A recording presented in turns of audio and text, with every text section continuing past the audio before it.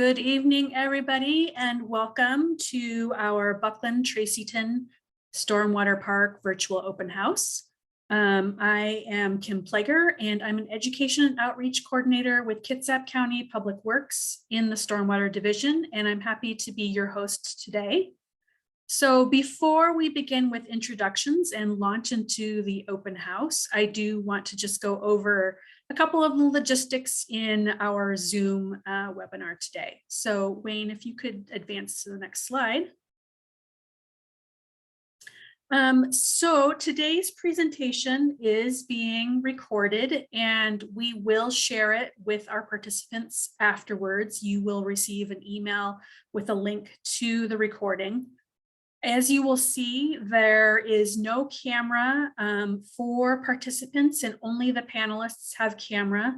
There is a chat function, but the chat function is just so that you can send the hosts any sort of questions or concerns if you're having some technical difficulties. We have plenty of time allocated tonight for questions. So at any time during our presentation, if you have a question pop up, we encourage you to go ahead and just type that into the Q&A button at the bottom of your screen. I will read those aloud for our panelists later on, and we will be sure to answer all of your questions. Guests have the ability to upvote questions. So if you see a question or comment and you also agree or would like to see that addressed, you can just click on that little thumbs up and that will sort of upvote the questions so that I can see them at the very top.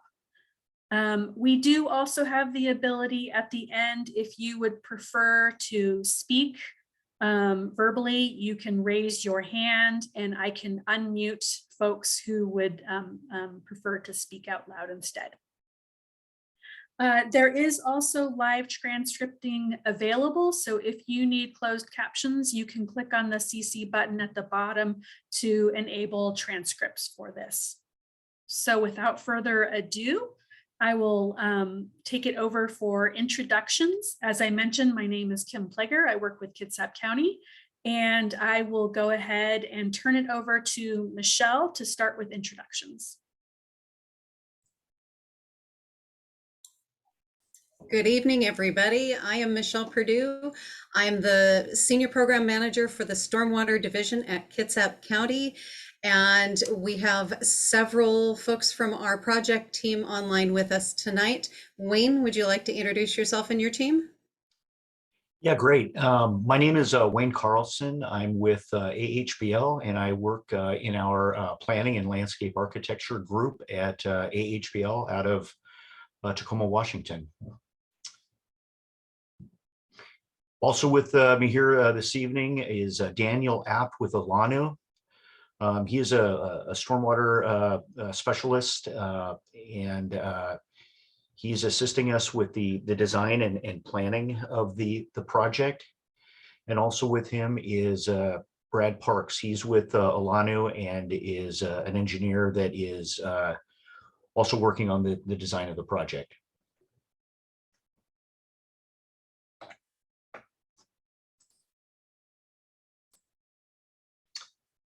So here this evening, as we begin, I wanted to roll through what the agenda was looking like. And as Kim indicated, we have left at the end of the meeting plenty of time for questions and answers for us to show you those design concepts.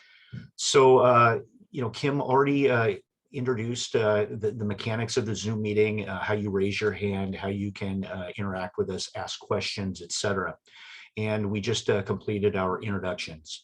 Next, we'll be kind of rolling through what is this, the PSRC, Stormwater Parks Technical Assistance Program that Kitsap County is participating in. Discuss Kitsap County's other stormwater parks and really kind of their rich history of doing these, especially as a leader here in the Puget Sound region.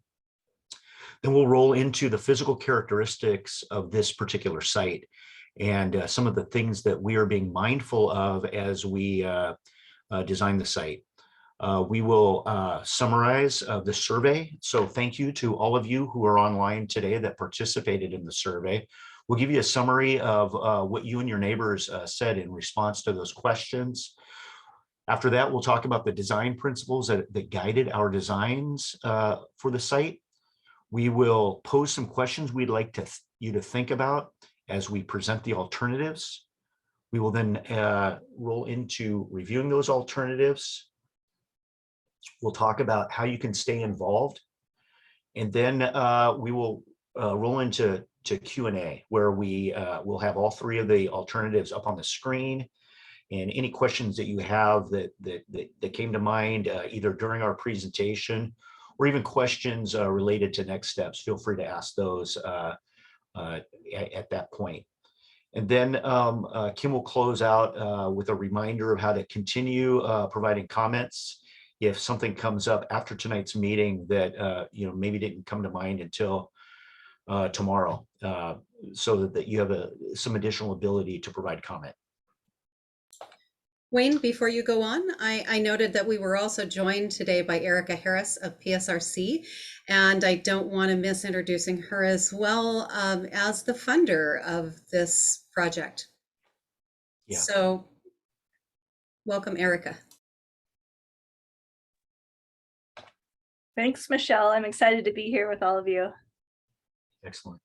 Great. Well, yes. Thank you, Erica. I wanted to roll in. I know many of you online probably may or may not have even ever heard of the Puget Sound Regional Council. So, just as a quick point of introduction, the PSRC, as it's known, is the local regional planning agency that covers regional planning associated with growth, transportation, economic development, as well as the environment. And does planning activities within King, Kitsap, Pierce, and Snohomish counties. So what's generally referred to as the Central Puget Sound region. And so right now we have 4 million people in Central Puget Sound region, and the forecasts are to grow to 5.8 by 2050. So PSRC's done a plan with all of its member communities, both the cities and counties participate in that, and it really calls for focusing new housing, jobs, and development within regional growth centers, of which Silverdale is one.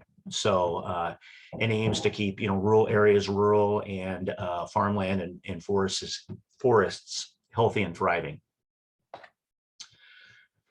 But more specifically to this project, the PSRC has a program where it's providing assistance to help communities understand the process of planning for stormwater parks.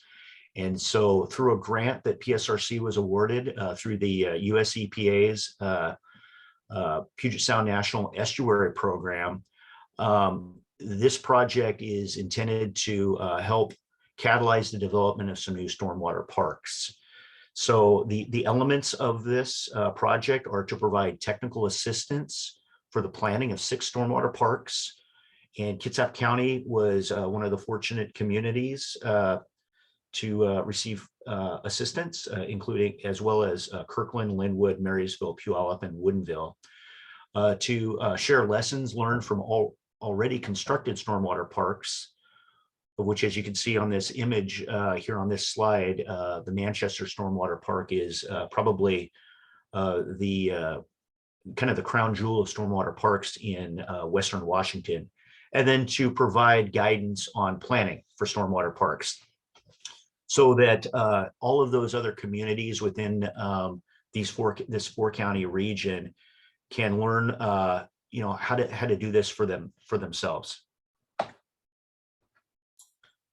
Thanks, Wayne. It's probably no secret that Kitsap is pretty excited about our stormwater parks. Across the past several years, Kitsap County has shifted our focus from simply addressing drainage issues to really creating some solutions for sustainable growth. We were talking a little bit about that growth a moment ago. Our Kitsap Peninsula is pretty unique. The majority of our drinking water comes from rainwater, so our stormwater program is really dedicated to managing our runoff in the most effective way as possible for that reason, as well as on behalf of our many local water bodies in Puget Sound. And we do that by prioritizing our green stormwater infrastructure and low impact development to really emulate the natural function that was there before development occurred, to do some watershed and community-based planning, and to do these multifunctional, multi-benefit stormwater systems like stormwater parks. When we contemplate doing a project, our overarching goal is really not just to plug in a pond or a set of pipes, but to sustain that healthy natural environment and to do the best job with the greatest benefit and not just really the barest minimum. So as you mentioned a moment ago, we have been kind of a regional leader in stormwater park planning and design, and we've successfully implemented 2 regional stormwater parks so far. One of them being the Manchester Stormwater Park in South Kitsap. You can see that up or down in the right-hand corner there. That one was a national award winner. And the Whispering Firs Stormwater Park on Silverdale Way that you'll see up in the top left corner there.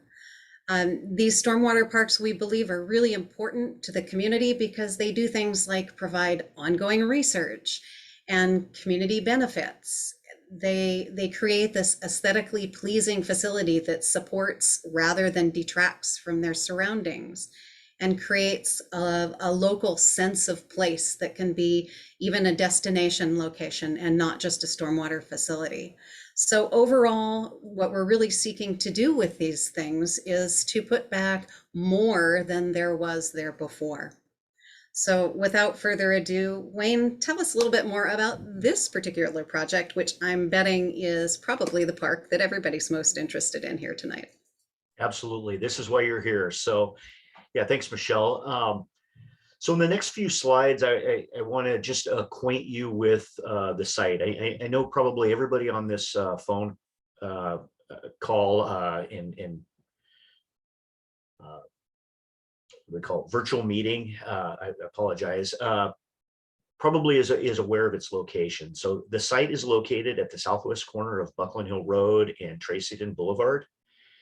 And it totals approximately 0.2 acres in area. So it's comprised of 2 sites. I don't, hopefully you can see this line as my cursor kind of goes over. There's a square parcel kind of in the southeasterly portion of this area highlighted in red. And then there's a kind of an upside down L-shaped parcel that really has the frontage on Bucklin and abuts this neighboring property.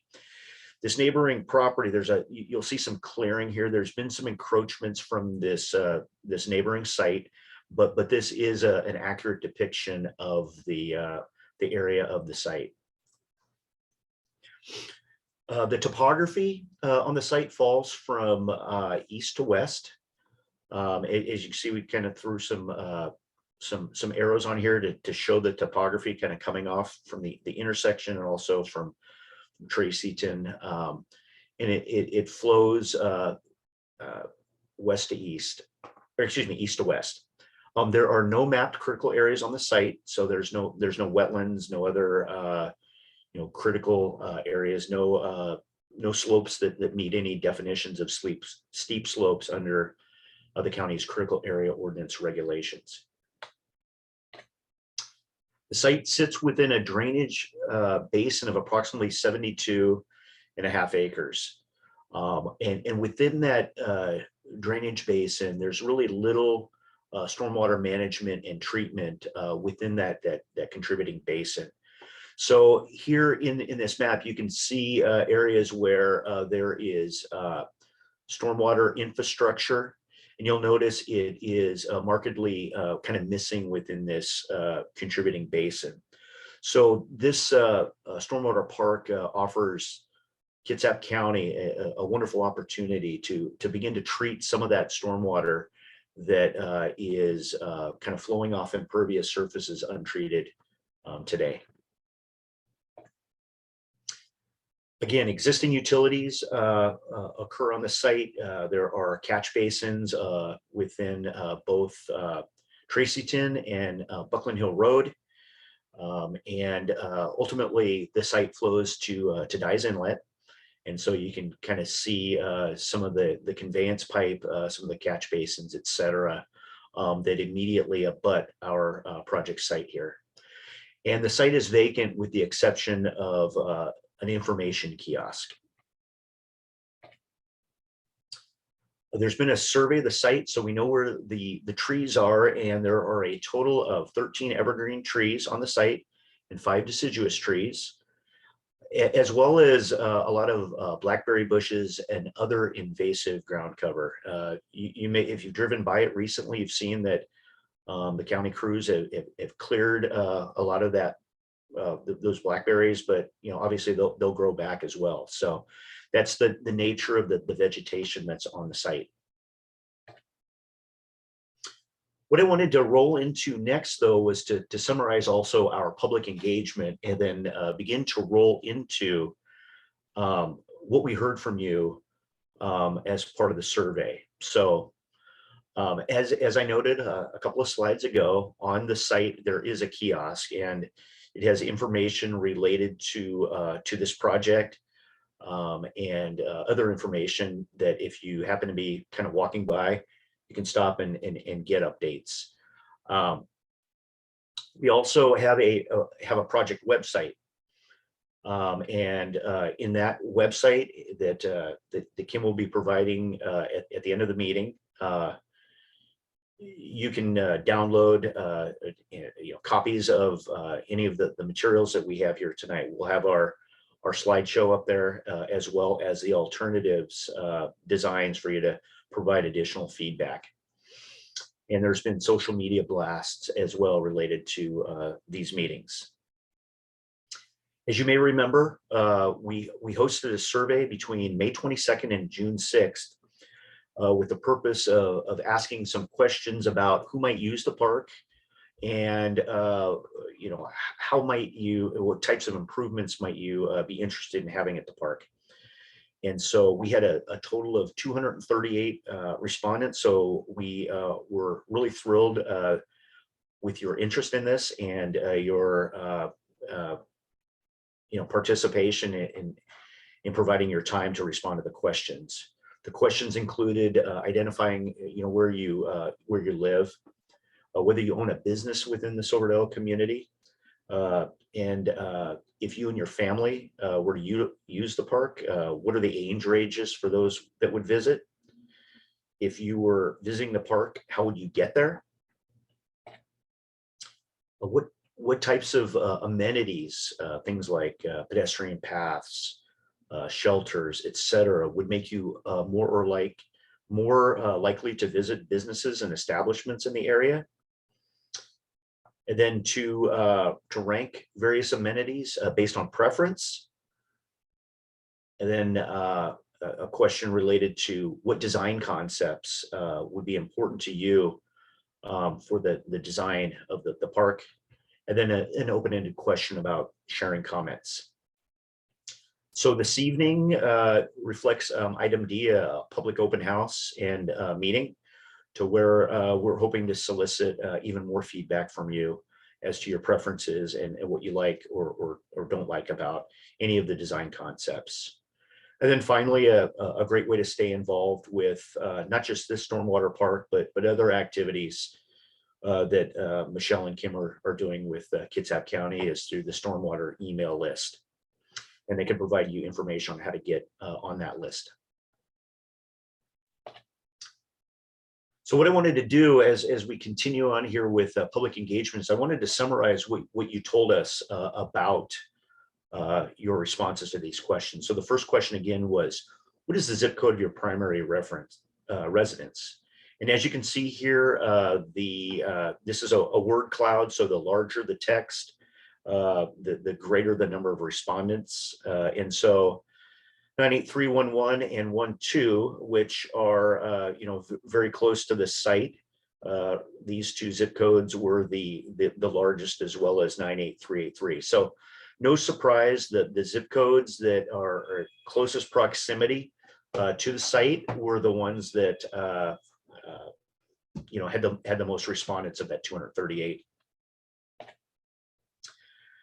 Next question was whether we were, and trying to understand whether we were talking to, folks that are residents or business owners, and that is whether you own a business within the Silverdale community, and about 8% did, and 92% did not.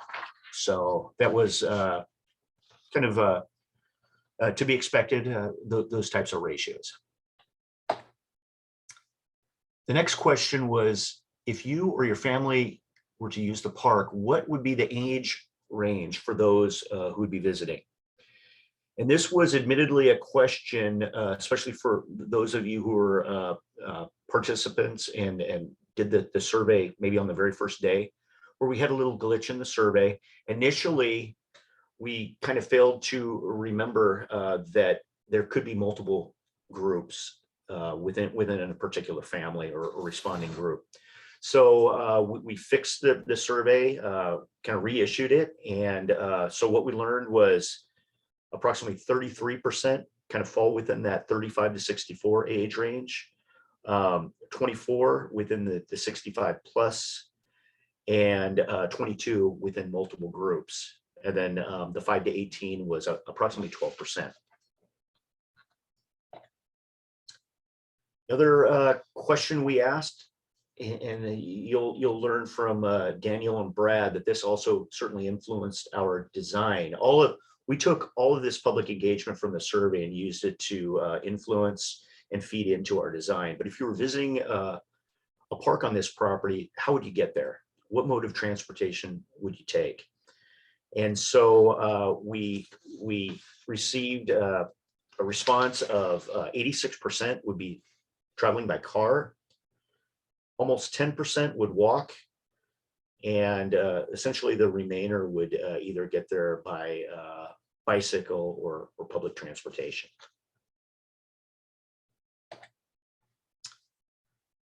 The fifth question was, with the addition of public amenities on this property, such as paths, play areas, covered shelters, etc., make you more likely to visit businesses and establishments in the area?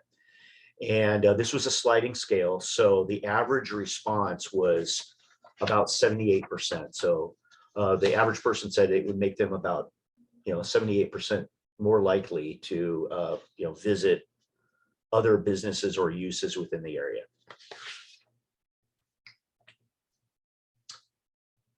Then we started to kind of dive really more into the specific amenities that were desired. So question 6 was to rank the amenities in order of preference. And so by far the number one was trees and vegetation. Second, no surprise, I guess, from 91% of the people taking their car, or excuse me, 86% taking their car, but was parking, followed by soft surface walking paths and picnic tables, benches, shelters, kind of that whole grouping of uses and amenities. The 7th question was, which of the following design concepts are most important to you to be incorporated within the Stormwater Park? And this was really more just the concept, the theme of the design.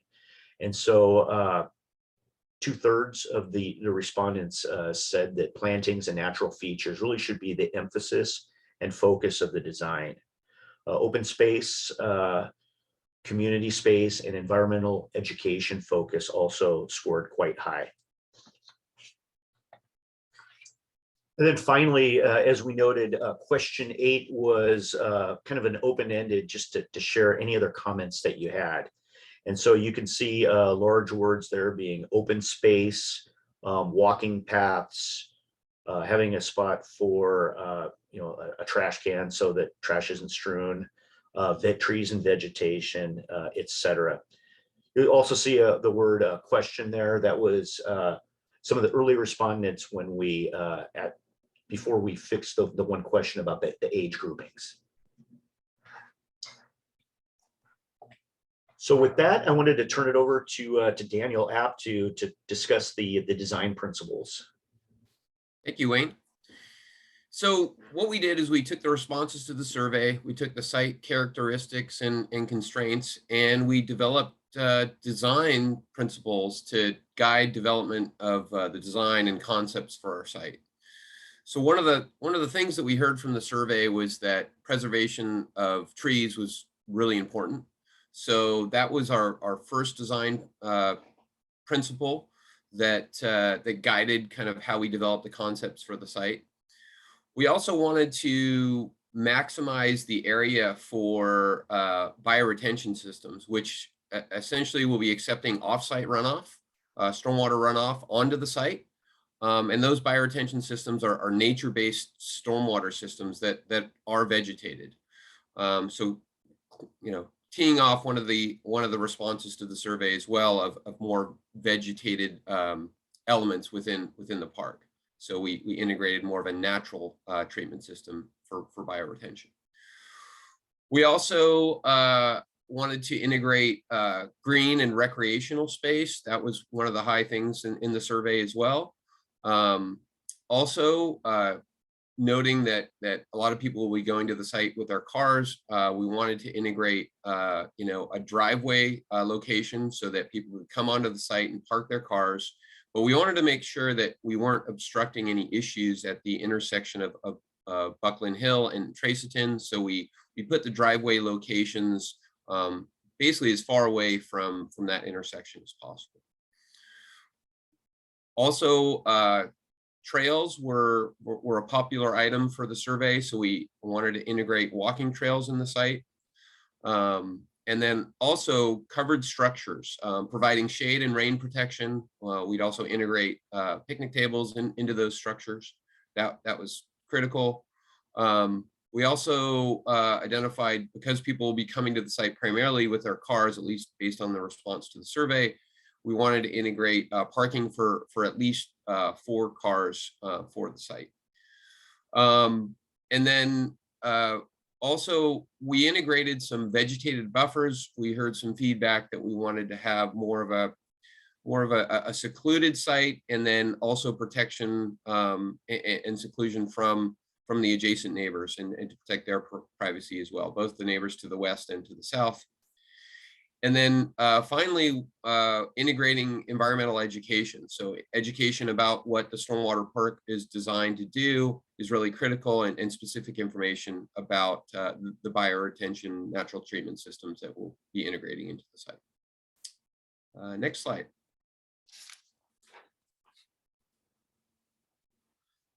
So some of the things that you may want to consider as we're going through the different concepts are to think about some of the questions that you may have about each of the concepts.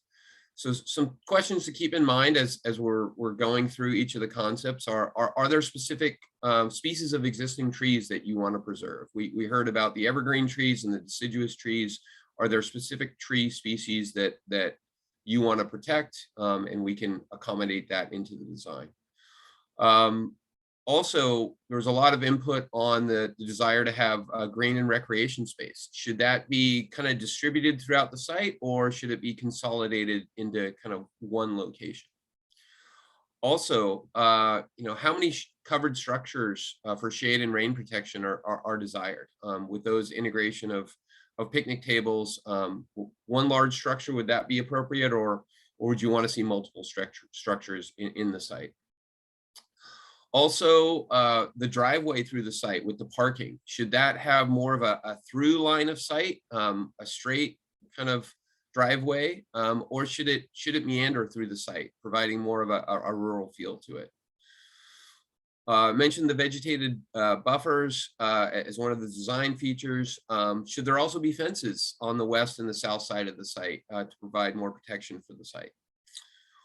And then also keep in mind, are there any amenities that we haven't considered that you'd like to see on the site? And then think about what you absolutely love with the concepts, and what are maybe some elements that are deal breakers that you just don't want to see integrated into the site. Okay, let's move on to the next slide. So the first concept that we came up with is more of a raindrop concept. So you can see here, we've got 2 bioretention systems, the natural treatment systems that are shaped into raindrops, giving a nod to the stormwater that we'll be capturing for the site. And we've also integrated into the site, you can see here, different types of trees. So the trees that are look a little bit fuller and more realistic are the existing trees on the site that we're looking to protect. And then the trees in the circles, the green circles, those would be new trees that we integrate into the site. For this concept, we have more of a straight L pattern for the driveway onto the site, coming in from Buck Hill Road and exiting onto Tracyton. Also integrated to the site for the cars are 4 regular parking spaces and 1 ADA parking space. We've also integrated a bike rack for those that are interested in biking to the park. And we have 1 large shade structure that would have a picnic table integrated into it, and that's incorporated into an overall recreation green space. Also, we've integrated between the 2 bioretention sites a connection there, and that connection is basically an overflow structure where water will be discharged from one site to the next. The pathway essentially will go over that. But the idea here is that we want to integrate some art with the site. And so the concept that we've come up with is to integrate a salmon swimming upstream from one bioretention to the next to basically give a nod to a critical species that we are trying to protect with this stormwater park. We've also integrated the vegetated buffers on the west side of the site, as well as the south side of the site, to provide more of a protected site, a more secluded site, and protect the surrounding neighbors as well. And then we'll be integrating refuge scans throughout the site, as well as mutt mitts if you're bringing your canine friend to the site. And then finally, we'll be integrating both benches throughout the site and some educational signage that will provide some information about the purpose of the site, the purpose of the bioretention systems, and how that fits into Kitsap County's overall stormwater approach. So with that, I want to pause for a second and see if Brad, my colleague Brad, has anything to add on this concept. I guess the only thing, Dan, would be that the paths that you see kind of looping around the system itself, that's a decomposed granite pathway, and that's slightly different to the lighter gray color that's in front of the parking area. That would be a concrete sidewalk. That's all. Yeah, thanks, Brad. And that was a result of what we saw from the survey of wanting to see some pathways throughout the site. And this allows you to move around the site pretty freely and be able to observe the natural treatment systems of the bioretention. Okay, well, let's move on to concept number 2. So concept number 2 is the salmon site. This was the creation of Brad with a salmon head, or one of the bioretention systems in the shape of a salmon head. So pretty creative, and also giving a nod to that salmon species that we are trying to protect. For this concept, we also have a different configuration for the driveway. We have a driveway that still comes in from Buck Hill and exits on Tracyton, but a little bit more of a meandering driveway. This provides a little bit more of a rural feel, essentially going through the site. What this also does is it provides us a little bit more space for a consolidated recreation space at the bottom part of the site. We still have our 4 regular parking stalls, as well as our ADA parking stall. We have our bike rack as well for people biking to the site.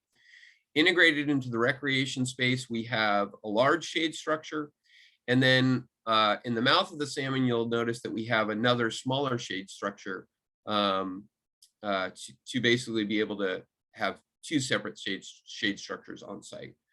Those shade structures would integrate picnic tables. We'd have the same benches throughout the site. And then we have our paths as well for the site. And then we still maintain our buffers to our adjacent properties on the west and the south side of the site. We also integrate the refuse cans and the mutt mitts for our pup friends. And then as well, we would have the educational signage for the site. So I'll pause there again for Brad to add anything on this concept. I think the only thing I would ask Wayne to do controlling the slides is if you just flip back to the first concept with the raindrops and then go to the salmon, and I asked the viewers to just note the tree difference and the trees that look more realistic, and that gives you an idea of what the different layout does in terms of the vegetation removal. Great, thanks, Brad. Okay, let's move on to concept number 3. This we're calling our hybrid site. So we've gone back to more of the raindrop shape. We've integrated our connection back between the two sites with the salmon art, with the stream connecting the two sites. You can see that we have a fair amount of trees protected on this site. And we also have new trees. We've integrated the more meandering driveway concept, as well as our parking of our 4 regular parking spaces in our ADA space. We have our bike rack, and we have benches throughout the site.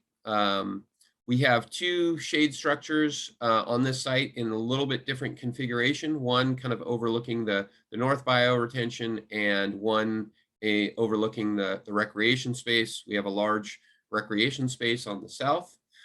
Same DG paths throughout the site. We have our buffers on both the west and the south side of the site to provide more of a secluded feel to the site. And then we have our mitt stations as well. Basically our refuse cans throughout the site. This site, we'd also integrate the educational signage. And that pretty much covers this site. Brad, do you want to provide any input on this? No, I think you covered it all. It might be worth mentioning, just in terms of the stormwater treatment, with these different shapes that you're seeing on the screen, they're all within about 1% difference of one another in terms of the overall treatment volume. So we get, in other words, more or less equivalent treatment volume from these systems. And again, that's just trying to maximize the space, but allowing for these recreational areas. That's all. Thanks, Brad. And why don't we go on to the next slide, Wayne?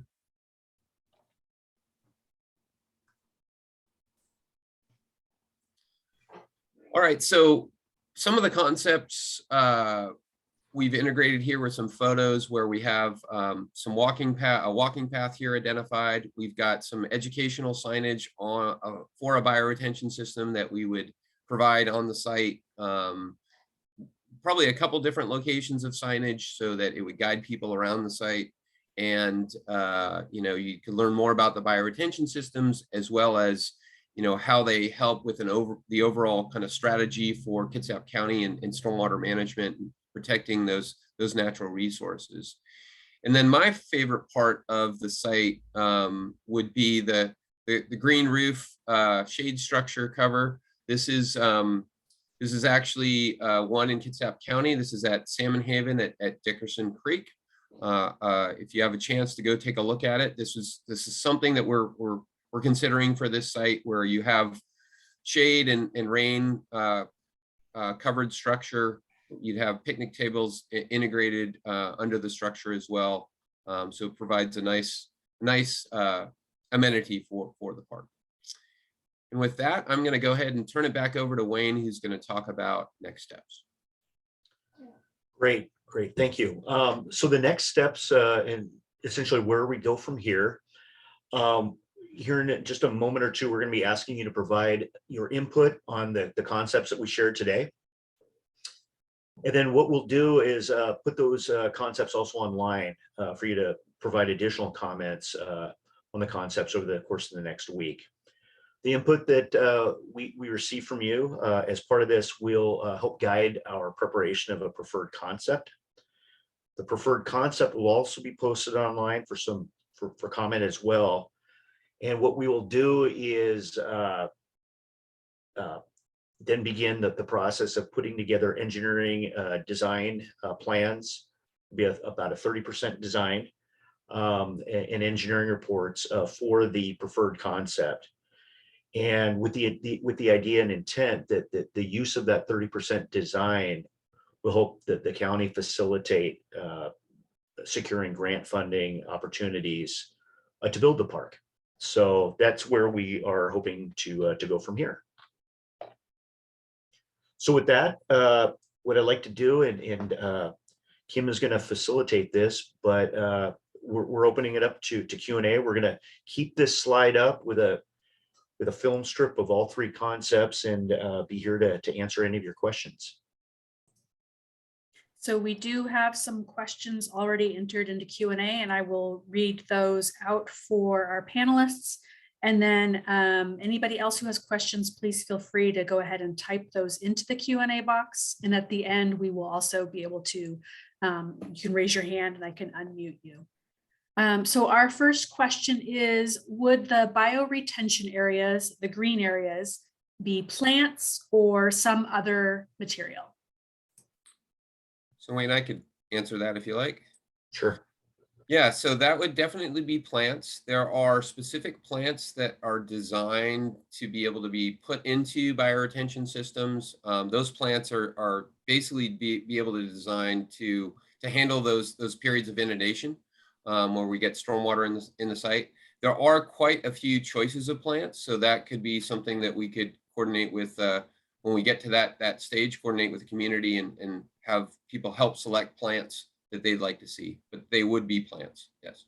Yeah, and Kitsap County has its own stormwater management manual, and it specifies plant lists that are appropriate for bioretention facilities. So it is a nice broad list of opportunities that we can use, plant opportunity or plant options that we can use. Okay, next question. Have there been traffic studies conducted for those coming down Bucklin Hill Road and turning left into the park? Or will it only be an option for a right turn into the park? I can begin with that and then let Michelle kind of answer onto that. So we are at a very early phase of design. So circulation kind of through the site has not yet occurred. This project will have to undergo a SEPA environmental review. And so with that, there would be a traffic impact analysis prepared at that time. So no, that hasn't occurred as of yet. Wayne, that's absolutely correct. And I don't think I have any more to add to that. Okay. Will there be charging stations for electric vehicles?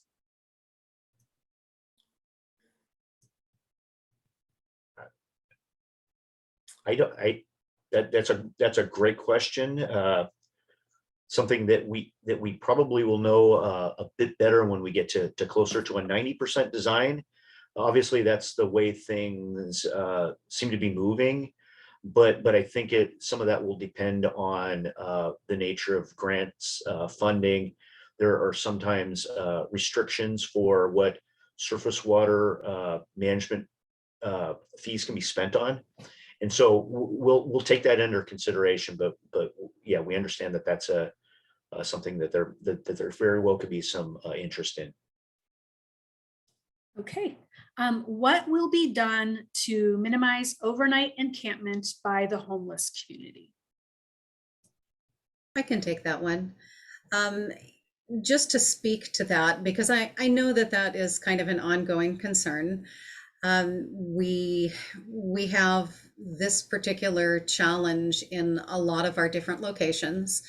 And that is definitely a challenge anytime you're looking at putting in any kind of open space, or any facilities like we're talking about here.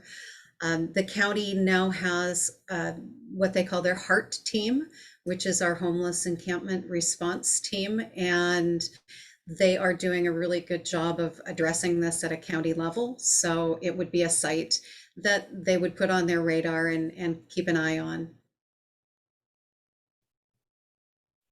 Okay, thank you, Michelle. Is there an art element incorporated into the salmon head concept? So I can go ahead and start this, and maybe Brad could add on to this. So that the idea for the salmon head concept was that we would integrate kind of different types of vegetation. Now, we did have an idea of integrating a connection between the two bioretention cells that would actually have some art where it would be kind of salmon swimming upstream, maybe kind of concrete salmon or some type of durable material where water would essentially flow down and it would appear that salmon would swim upstream. We're open to lots of different art concepts, but Brad did come up with the salmon concept. So maybe I'll turn it over for Brad if you had any thoughts there.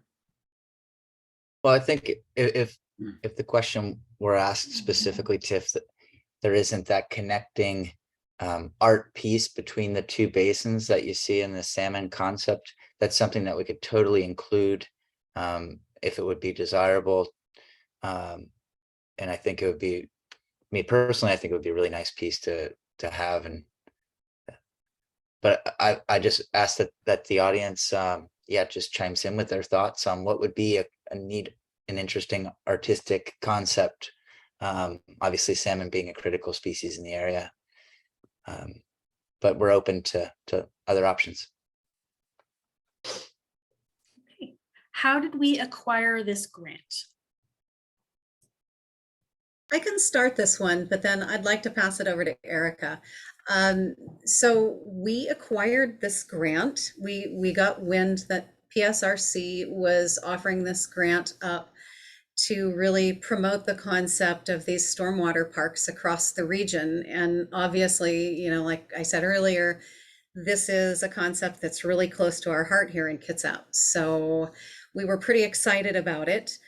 We knew that we had this parcel that the county owned at this location that was basically sitting there vacant, and had a really great opportunity to get some treatment there, where we hadn't had it before.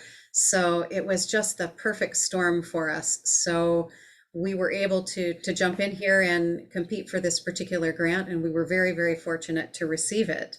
And maybe Erica can tell a little bit more about this PSRC grant and how it came about.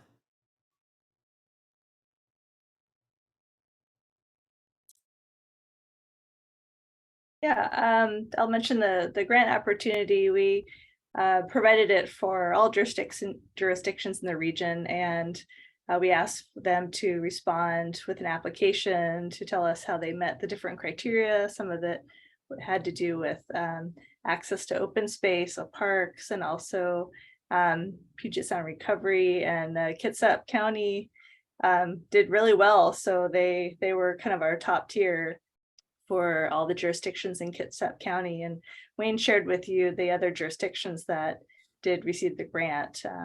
So we may do this again in the future, we're not sure, but so far we're really excited about what we've seen. Hopefully that helps with the question. Okay, do you know the distance for each plan's walking paths? So I don't think we have that off the top of our heads, unless Brad, you have it, but it's definitely something that we could put together and put out. Yeah, I was actually just going to say, if we push that question to the last, I could probably figure it out while we're on the phone. here. Okay. Yeah, we can get you We're that on the answer. video call. Yeah, We've we got a can get few you other that questions. Yeah. Yeah, we can get you that answer before the end of the meeting. Okay. Why does the driveway have to enter on the Bucklin Hill Road and exit on Tracyton instead of entering and exiting on Tracyton. So Wayne, do you want me to take a first stab at that, or would you like to? Sure, yeah, you can take a first stab. So I think there's a couple different constraints just with trying to go with kind of an entry and exit onto to Tracyton, and that would be, I think it would limit how much space we have for some of the other amenities. We wouldn't want a situation where we're having, conflicts of people coming in or out. So that's why we tried to provide, a clear entry and a clear exit. The other constraint is that there is some slope considerations once you get closer to Bucklin Road. There's pretty much a big grade separation from the street, and that makes it a little bit more challenging if we were trying to do parking and a driveway and exit and entrance on Tracyton. It just it makes it challenging and would likely limit the type of amenities we can integrate to the site. Right. I think the only other thing I would kind of add to that is this creates probably the most efficient, say parking design that we could achieve. So we tried to maximize the space for the bioretention, and I suppose if we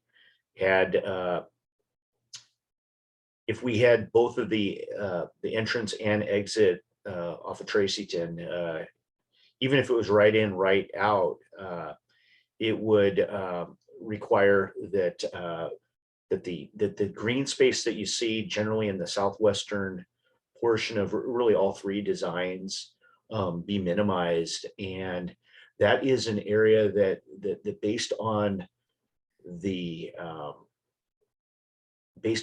noise and acoustics of the site really is the most attractive to kind of sitting in, as opposed to then if we were to provide some of that more active space in the northwesterly corner or even right along Bucklin Hill Road. So we tried to also be mindful that probably the most desirable space to recreate and to would be in maybe that southwesterly portion of the site. And when you're down in there, it's appreciably more quiet. You definitely notice that when you're there. You're quite a few feet below the road grade, and so the road almost acts as a bit of a berm, so to speak, and so that would be the other thing. It's just a more it's just a more pleasant spot within the site. Okay. Will there be room for future expansion of Tracyton and Bucklin Hill Road? So I think, so one of the things that would affect that is obviously that the grade separation and the slope that's on the site. But I think that there could be some accommodation of some expansion with the configuration all the configurations that we have here. I think that it could accommodate probably some expansion of those roadways. Not significant, but probably some.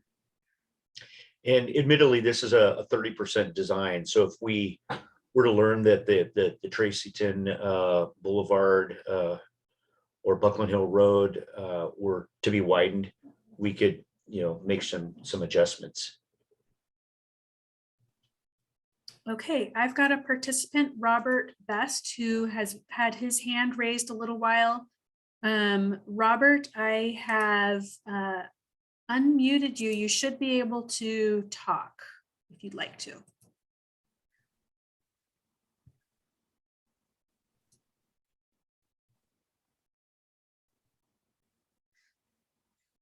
Are you able to unmute yourself? Can you hear me now? Yes, we can hear you. Thank you.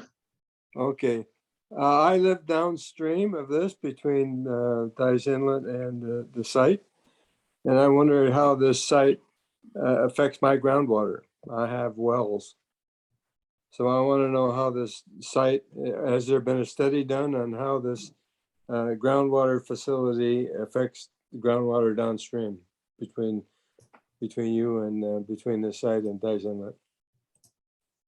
Really good question, and I can start that answer, and maybe Wayne can add on to this. So as part of this initial study and design, we haven't done geotechnical work for the site. That would be something that would be done as part of the more comprehensive designs.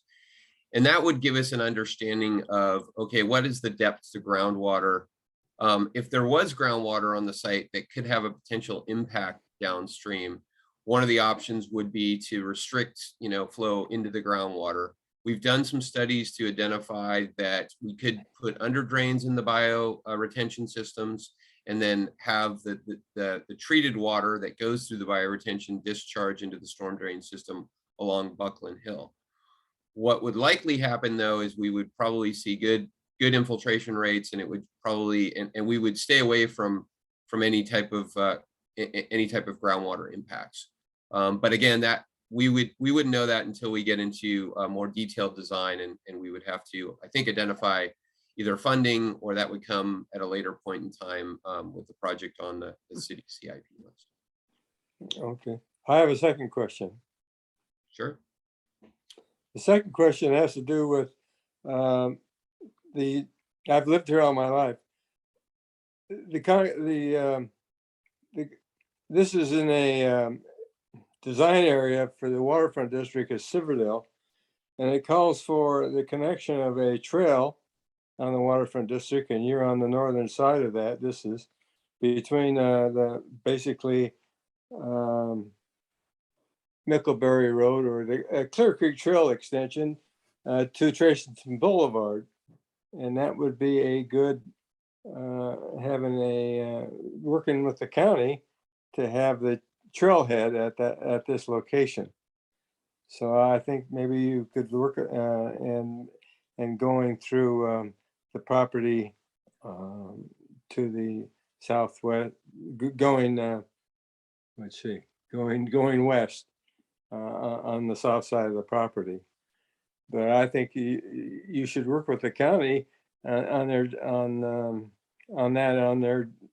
calling for, they would wish a trail between Micklebury Road and Tracyton Boulevard, and this would be a good trailhead.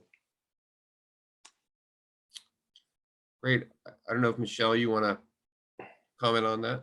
No, I was just going to say, thanks, Mr. Best, for your comment. We'll take that into consideration as we move further in this project. Okay, thank you. Thank you. We've got a couple more questions. Could a view platform be a possible feature in the design? So one of the things that we've tried to integrate with these kind of covered shade structures, a couple of the concepts, concepts 3 and concept 2, we do have a structure that would overlook the bioretention systems. But I guess maybe a clarifying question: are you looking at a view platform just to overlook the overall site, or is there a view shed specifically that you're looking towards? And maybe you can put that site and water. Site and water. Mm-hmm. Okay, yeah. So definitely, I think at least with a couple of the concepts here, you'd be able to see the water and actually observe the bioretention systems as they're working during a rain event, with the covered structure that allows for that. There may be a configuration to where, like in the salmon configuration, if we put the shade structure maybe more on the west, you might be able to see a view down Bucklin Hill Road. So I think that's definitely something that could be explored. And actually, I had a question, maybe for the person, when they say a view of the water, are they referring to the bioretention, or are they referring to Dyes Inlet? That would be kind of my question as to what they mean by that. I was kind of assuming that meant a view of the sound. And so, all of these are great comments, and we implore you to ask them and tell us what you'd like to see. There's 5, 6, 7 of us online, that are either with the county or the project team. And I think we all have different personal preferences of which one we like best, but the most important people we need to hear from is you. And it looks like Sean responded with a view of Dyes Inlet. So one of the concepts, so if you look in the kind of the west, or I'm sorry, the northeast portion of the site where we have some trees and new trees and some vegetated areas, there may be able to be put something there. And that's a little bit more elevated part of the site because of the slope. So that might be a good location to be able to put in a viewing platform. You could view both the bioretention systems, and I think from there you'd be able to see Dyes Inlet. Okay. I see one more question in our Q&A. If others want to chime in, you feel free to raise your hand. But the next question is, it's more of a comment, as part of the traffic analysis, recommend consider easement from adjacent Bucklin Hill property, since the entrance shown will have a very steep grade. Very good comment. Yep. Cool. Are there any other questions? Let's see. I don't see any other questions or hands raised. I was just going to respond to the distance of the path Yes, great. question. And I just rough calculated this. It's approximately 1/10 of a mile. Remember that the site itself is not very large. It's only a 0.8 acres. And it's going to fluctuate, give or take a few hundred feet between each of these versions. So it's not you're not going to be running miles doing 4 laps around the park, but roughly 1/10 of it, a mile. Thanks for calculating that. We do have one more question. Is it possible that the adjacent property could be purchased and used? Michelle, do you want to? I would ask of the person who commented that, which particular adjacent property? Are we talking about the one on the west or the one to the south? The one to the west, where you can see a little corner of it there in the designs, has just been sold. So that one's off the table. The one to the south, we are collaborating or working with that adjacent homeowner, but that parcel is not up for sale, unfortunately. Okay, she said the one with the building. Yeah, that would be the one to the west. Unfortunately, that one just sold.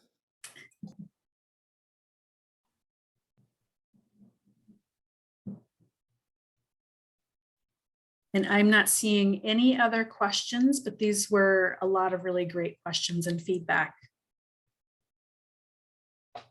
Oh, do we know what that sold building will be? I do not.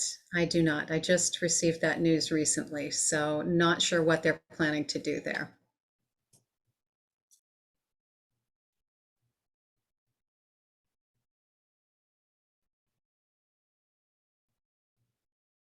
Okay. I think we can proceed to the next slide. And that would be me.